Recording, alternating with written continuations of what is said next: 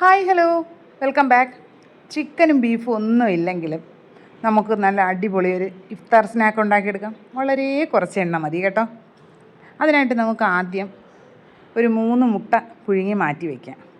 ഇനി ഒരു പാൻ എടുത്ത് അടുപ്പിലേക്ക് വെച്ച് അതിലേക്ക് 1 ടീസ്പൂൺ വെളിച്ചെണ്ണ ഒഴിച്ചു കൊടുക്കുക. ഒരു 1/4 ടീസ്പൂൺ പെരിഞ്ജീരകം ഇട്ടൊന്ന് പൊട്ടിക്കുക. അതിലേക്ക് മീഡിയം സൈസ് 2 സവാള നീളത്തിലരിഞ്ഞ് ഇട്ട് കൊടുക്കുക. എരിവിന് ഒരു പച്ചമുളക് ചേർത്ത് കൊടുക്കുന്നുണ്ട്. നല്ല എരിവുള്ള പച്ചമുളകാണ്. എരിവിനനുസരിച്ച് 1-2 പച്ചമുളകൊക്കെ ചേർക്കാവുന്നതാണ്. ഇനി ഇതിലേക്ക് ഒരു 1/4 ടീസ്പൂൺ ഉപ്പ് കൂടി ചേർത്ത് കൊടുത്തിട്ട് നന്നായിട്ട് ഈ ഉള്ളിയൊക്കെ ഒന്ന് വാടി വരുന്നത് വരെ മിക്സ് ചെയ്ത് കൊടുക്കാം.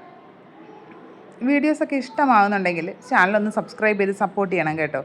വീഡിയോസ് ലൈക്ക് ചെയ്യുക, കമൻറ്റ് ചെയ്യുക, ഷെയർ ചെയ്യുക. ഇതൊക്കെ എന്നെ സപ്പോർട്ട് ചെയ്യുന്നതിൻ്റെ വലിയ ഒരു ഭാഗങ്ങളാണ് കേട്ടോ.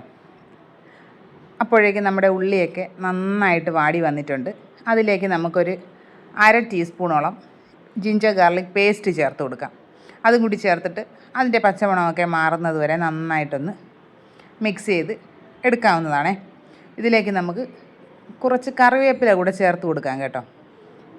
ഇനി ഇതിലേക്ക് മസാലപ്പൊടികളായിട്ട് ഒരു 1/4 ടീസ്പൂൺ മഞ്ഞൾപ്പൊടി, 1/2 ടേബിൾ സ്പൂൺ മല്ലിപ്പൊടി, 1 ടീസ്പൂൺ കാശ്മീരി ചില്ലിപ്പൊടി, 1/4 ടീസ്പൂൺ ഗരം മസാല, ഇത്രയും ചേർത്ത് കൊടുക്കുക. നന്നായിട്ട് എല്ലാം കൂടി മിക്സ് ചെയ്ത് അതിൻ്റെ പച്ചമണം മാറുന്നത് വരെ മിക്സ് ചെയ്യുക. ഉപ്പ് നോക്കിയിട്ട് വേണമെങ്കിൽ ഒരു നുള്ളുകൂടെയൊക്കെ ചേർത്ത് കൊടുക്കാം കേട്ടോ. മസാല റെഡി ആയിട്ടുണ്ട്, മാറ്റി വയ്ക്കാം. ഇനി നമുക്കൊരു മിക്സിയുടെ ജാറിലേക്ക് 1 കപ്പ് പാല് ചേർത്ത് കൊടുക്കുക. അതിലേക്ക് 1 മുട്ട ചേർത്ത് കൊടുക്കുക. ഇനി ഒരു 1/4 കപ്പ് മൈദയാണ് എടുക്കുന്നത്. നിങ്ങൾക്ക് കുറച്ചുകൂടി ഹെൽത്തി ആക്കണമെങ്കിൽ ഗോതമ്പ് മാവ് യൂസ് ചെയ്യാം കേട്ടോ. 1/4 ടീസ്പൂൺ ഉപ്പ്, 1/2 ടീസ്പൂൺ കുരുമുളക് പൊടി, ഇനി ഒരു 2 ടേബിൾ സ്പൂൺ സൺഫ്ലവർ ഓയിൽ വേണമെങ്കിൽ സ്കിപ്പ് ചെയ്യാവുന്നതാണ് കേട്ടോ. ഇതെല്ലാം കൂടി നല്ല സ്മൂത്തായിട്ടൊന്ന് അടിച്ചെടുക്കാം. ഇനി എന്താണ് നമുക്ക് പരിപാടി? ഒരു പാൻ അടുപ്പിലേക്ക് വയ്ക്കുക. അതിലേക്ക് വളരെ കുറച്ചൊരു ഓയിലൊന്ന് ബ്രഷ് ചെയ്ത് കൊടുക്കുക. ഇനി ആ പാത്രം ഒന്ന് ചൂടായി വരുമ്പോൾ അതിലേക്ക് നമ്മുടെ ഈ ബാറ്റർ ഒഴിച്ചു കൊടുക്കുക. മുകളിലായിട്ട് നമ്മൾ നേരത്തെ വഴറ്റി വെച്ചിരിക്കുന്ന മസാലകളെല്ലാം ചേർത്ത് കൊടുക്കുക. അതിന് മുകളിലേക്ക് നമ്മൾ പുഴുങ്ങിയിട്ട് മുട്ട മാറ്റി വെച്ചിട്ടുണ്ടല്ലോ, അതിനെ മുറിച്ച് ചെറിയ കഷ്ണങ്ങളാക്കി റൗണ്ടിൽ കട്ട് ചെയ്തതാണ് കേട്ടോ. അതിതിൻ്റെ മുകളിലേക്ക് വെച്ച് കൊടുത്തിട്ട് ഒന്ന് പ്രസ് ചെയ്യണം കേട്ടോ.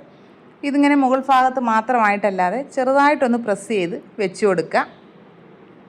അടച്ച് വെച്ചിട്ട് വേറൊരു പാനിൻ്റെ മുകളിലേക്കായിരിക്കണം ഇത് വെക്കേണ്ടത്. ഡയറക്റ്റ് അടുപ്പിൽ വെച്ച് കഴിഞ്ഞാൽ പെട്ടെന്ന് കരിഞ്ഞു പോകും. ഒരു കാര്യം മറന്നുപോയി, കുറച്ച് മല്ലിയില കൂടി അതിന് മുകളിലേക്ക് ഇട്ട് കൊടുത്തിട്ട് വേണം അടച്ച് വയ്ക്കാനായിട്ട്.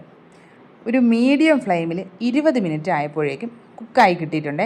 കുറച്ചുകൂടി വലിയ പാനാണെങ്കിൽ കുറച്ചുകൂടി നേരത്തെ കുക്കായി കിട്ടും. അടിഭാഗം കുക്കായി കഴിയുമ്പോൾ നമ്മൾ മറിച്ചിട്ട് മുകൾ ഭാഗം കൂടി ജസ്റ്റ് ഒന്ന് കുക്ക് ചെയ്തെടുക്കണം. നല്ല അടിപൊളി ടേസ്റ്റുള്ള മുട്ടപ്പോള റെഡി ആയിട്ടുണ്ട്.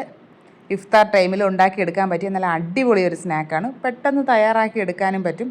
നല്ല ടേസ്റ്റാണ് കേട്ടോ. എല്ലാ കൂട്ടുകാരും ട്രൈ ചെയ്ത് നോക്കണം. നല്ല സോഫ്റ്റായിട്ടിരിക്കുന്നൊരു സ്നാക്കാണേ.